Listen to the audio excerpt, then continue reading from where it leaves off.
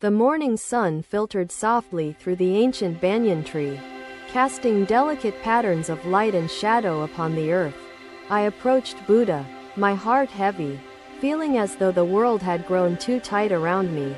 His serene presence was a balm, an anchor in the storm of my ceaseless worries. I bowed before him, not knowing how to articulate the restlessness that consumed me. He looked at me, his gaze tender yet piercing, as though seeing the depths of my soul. "You carry the burden of the wheel," Buddha said gently, breaking the silence that had engulfed us. "Tell me, why do you feel bound? Unable to move forward? Trapped in the same cycle?" I hesitated, feeling the weight of words as they tried to form on my lips. "Master," I began, "each day feels like a repetition, a dance I cannot escape. The same fears, the same struggles." Buddha nodded, his expression neither approving nor disapproving, simply accepting. "Imagine your mind as a vast lake," Buddha said, his hands mimicking the expanse of water glistening in sunlight. "When a storm comes, the surface of the lake becomes disturbed, its stillness shattered by the wind's force. A potter," he began, "shapes his clay on a wheel, spinning it faster or slower, adding water to mold the form." "Yes," I replied, trying to follow the thread of his teaching, unsure where it would lead. "The wheel turns endlessly as long as it is spun. But what happens if the potter's hands withdraw?" he asked. I thought for a moment before answering. "The wheel slows, Master, and eventually comes to a halt." "Exactly," Buddha said, his words imbued with a profound certainty that seemed to pierce the veil of my confusion. "This wheel is like your life, spinning because it is given motion by your desires, fears, and attachments." I felt a tremor of recognition within me, a flicker of understanding that seemed to light a corner of my clouded mind. "But Master," I countered, "how do we withdraw our hands? The spinning feels beyond my control, as though it has a will of its own." "Gratitude," I repeated, tasting the word as though it carried within it a hidden remedy for my long-suffered ailment. "Reflect on your blessings each day," Buddha instructed, "and you will find the mind redirects from envy to contentment." "Yes, Master," I replied, unsure of his intent. "Its roots go deep, seeking water and sustenance. Yet, do the roots cling to the soil, or do they simply grow?" he asked. "They grow," I answered, the analogy slowly sinking in, though its full meaning remained elusive. "Likewise," Buddha said, "your attachments are not natural growth. They are clinging, a grasping that binds you to the wheel." His words settled into the crevices of my soul, carving new spaces for thought, for reflection. "Master," I began again, "how can one release these attachments? The world pulls at me relentlessly, and I feel powerless to resist." Buddha closed his eyes for a moment, a deep stillness enveloping him, as though he were communing with the very essence of truth. When he spoke again, his voice carried the weight of that communion, every word a jewel polished by insight. "Imagine holding a flame in your hand, its heat burning your skin. What would you do?" he asked. "I would let it go," I replied without hesitation, the answer as instinctive as the act itself. "Then let go," Buddha said simply, his words carrying both simplicity and a depth I could barely grasp. "Your attachments are flames, illusions that burn and bind you. Release them, and you will find freedom." I sat in silence, the enormity of his teaching both comforting and overwhelming, a paradox I could not resolve in that moment. "But letting go feels like losing myself," I admitted, my voice trembling with the weight of vulnerability. "You fear losing what was never yours to hold," Buddha replied, his gaze steady, unflinching. "The self you cling to is but a shadow, a reflection cast by the light of your true nature." His words stirred something within me, a restlessness that was not discomfort but the stirring of dormant wings. "Master, how can I begin?" I asked, my voice filled with both hesitation and a flicker of hope. Begin by observing, he said, his tone patient yet firm, like a guide pointing the way to an unseen path. Observe the wheel of your life. See how it spins, and what gives it motion. In understanding, you will find release. I nodded, though the path ahead seemed shrouded in mist, its end invisible to my mortal eyes. Buddha rose, his movements deliberate, as though each step carried the weight of the teachings he embodied. He gestured for me to follow, leading me to a stream that babbled softly, its waters reflecting the dappled light of the forest canopy. Do you see this stream? He asked, his voice blending with the murmurs of the water. Yes, Master, I replied, entranced by the play of light and shadow upon the rippling surface. The stream flows not because it clings but because it lets go, moving with the current of life itself. I watched the water, its journey unimpeded, its path shaped not by resistance but by surrender.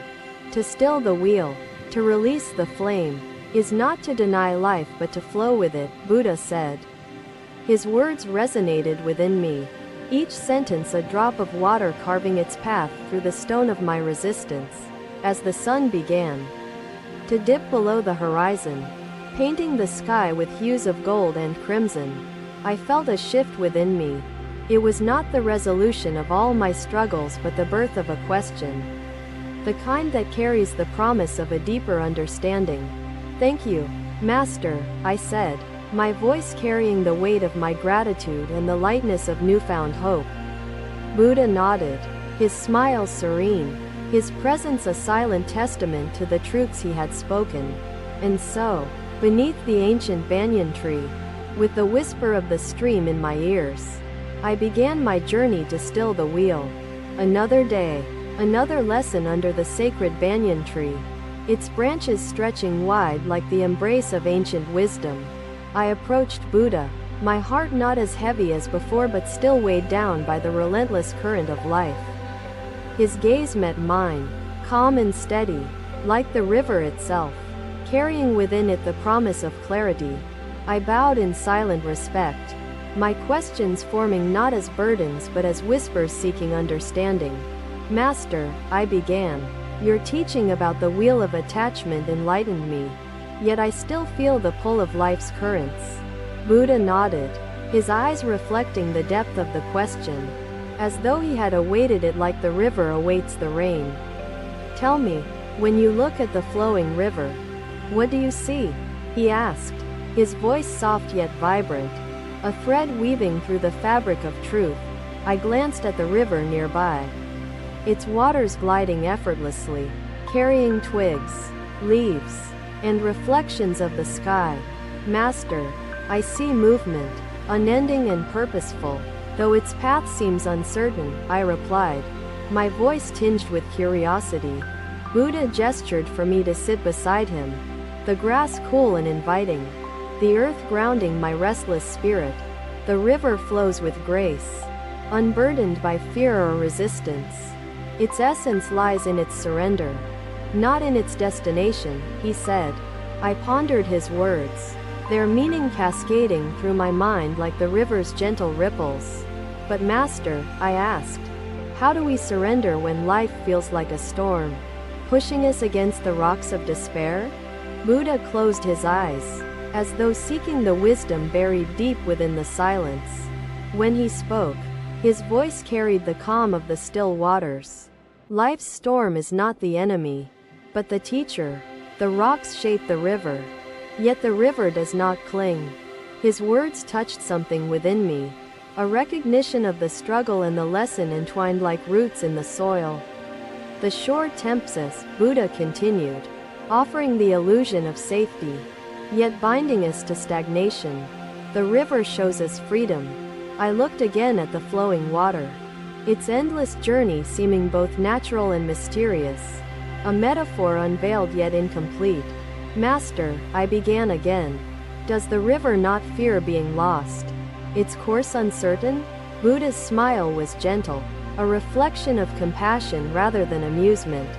Fear arises not from uncertainty but from attachment to control. The river trusts its flow. So must you. I felt a shift within me. A whisper of understanding that began to echo louder than the voice of doubt. Master, I asked, how do we learn to trust life's currents? To let go of the shore? Buddha picked up a smooth stone from the riverbank, holding it in his hand as though it carried a secret. This stone is like the burdens you carry, he said, turning it over gently before placing it into the water. The stone sank, its surface blending with the river's bed, no longer resisting the pull of gravity and flow. When you release the stone, Buddha continued, you release the weight, allowing yourself to float, unburdened by the illusion of permanence.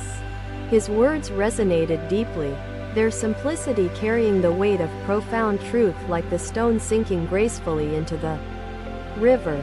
I sat in silence, letting the metaphor settle into the depths of my being. Master, I said finally, letting go feels like surrendering all that defines us. How do we flow without losing ourselves? Buddha's eyes softened, his gaze carrying not answers but the promise of guidance. The self you fear losing is the shore, an illusion crafted by ego and attachment. Flow reveals your true essence. I felt the clarity of his teaching ripple through me, a wave washing away the sediment of misunderstanding. Master, I asked again, is flowing with life the only way to break free, or must we also seek to change its course? Buddha's gaze shifted to the sky, its vastness mirroring the depth of his response. The river does not seek to change the mountains it carves, nor the valleys it nourishes. It serves by flowing. His words carried the weight of acceptance, not passivity but a surrender born of wisdom and purpose. Master, I began hesitantly, does serving through surrender mean abandoning all desire and ambition? Buddha smiled again, his expression reflecting not judgment but compassion for the struggle within my heart. Desire is not the enemy. It is the clinging to desire that binds us. Serve by flowing, and ambition becomes pure. I nodded, the path ahead appearing less a mystery and more a journey, its direction shaped by the currents of understanding. As the sun began its descent, painting the sky with hues of gold and crimson, I felt a lightness within me. It was not the absence of questions but the presence of a deeper connection to the answers, unfolding like the river itself. Thank you, Master, I said, my voice carrying both gratitude and the echo of newfound hope. Buddha rose, his movements deliberate, each step resonating with the teachings he embodied, his presence a living river of wisdom. I followed him to the riverbank, the water reflecting the journey we had just shared, its whispers mingling with the murmurs of the breeze. And so, another day under the banyan tree, beside the flowing river, became a chapter in my journey to break free. Another day, another lesson unfolded under the banyan tree, its shade providing sanctuary to seekers and their restless thoughts. Buddha sat in silence, his presence steady, his being a reflection of profound peace.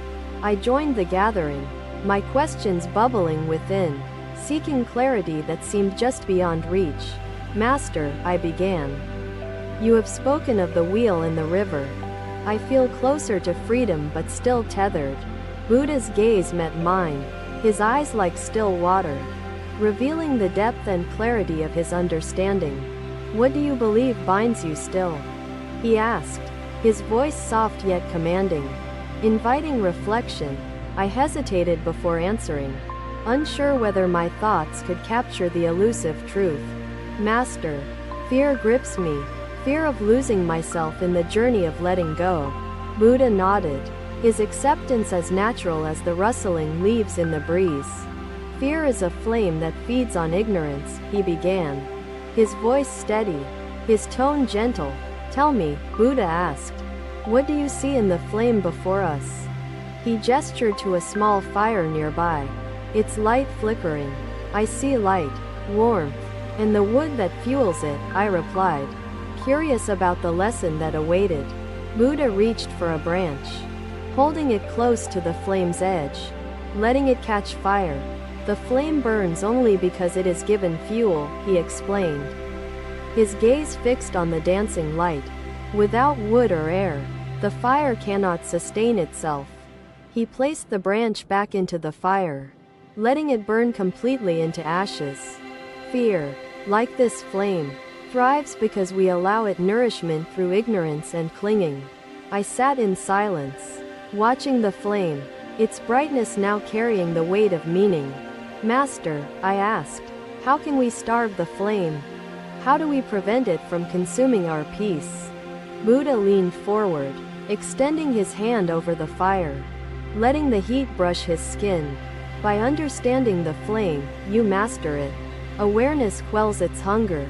I felt a flicker of hope, yet my mind remained tangled, like a thread knotted too tightly to unravel. Master, I continued, awareness seems fragile against the storms of fear. How does one sustain it through life's trials? Buddha reached for a clay bowl nearby, filling it with water from the stream. What do you see in this water? He asked. I see stillness, I replied, though its surface rippled faintly under the touch of the breeze. Buddha nodded, stirring the water gently with his fingers. Stillness exists within movement, as awareness persists within uncertainty, he explained. It is not the absence of trials but the presence of clarity that sustains awareness. I nodded, feeling the roots of understanding taking hold but unsure whether they could weather the storms. Ahead, Master, I began again. When fear feels all-consuming, how can awareness illuminate the path to peace? Buddha placed the bowl down, its water settling, its surface returning to calm. Consider the flame, he said, returning my attention to the fire. The fire consumes all in its path because it is untamed. Uncontrolled, Buddha explained, his voice firm yet kind. But under the light of awareness, the flame becomes not a destroyer but a source of illumination. His words painted a picture of transformation, the shift from chaos to clarity. Yet the path remained shrouded in mystery. Master, I asked hesitantly, must we extinguish the flame entirely? Or can it coexist with peace? Buddha smiled gently, his expression carrying the wisdom of countless teachings. The flame need not be extinguished but understood. Its light can guide when it is no longer feared. His words resonated deeply, their simplicity unlocking the door to deeper truths. Master, I asked again, what fuels awareness itself? How does one nurture it, allowing it to grow amidst life's challenges? Buddha rose, his movements deliberate, his presence like the flame, steady, illuminating, consuming only what is necessary. Awareness thrives on intention and reflection, fed by the understanding of impermanence and the recognition of interconnectedness. I felt a shift within me, the flame of my fear now a flicker, its light casting shadows of insight. Master, I said finally, you have shown me the flame's nature. But how do we embrace the lessons it teaches? Buddha gestured toward the fire once more, his hand extending toward its warmth. Embrace the flame not with resistance but with curiosity. It reveals truths when met without judgment. I nodded, feeling the clarity of his teaching rippling through me, transforming doubt into curiosity, fear into reflection. As the sun dipped below the horizon, painting the sky with hues of gold and crimson, I felt a new peace. It was not the absence of struggle but the presence of awareness that anchored me. Thank you, Master, I said, my voice carrying both gratitude and the echo of newfound hope. Buddha nodded, his smile serene, his presence a silent testament to the truths he had spoken. Another day, another lesson illuminated the path to freedom, leaving me with the light of understanding to guide the way forward. Master, how can we feel connected when others' actions hurt or betray us? Buddha picked up a fallen leaf, its edges browned with age.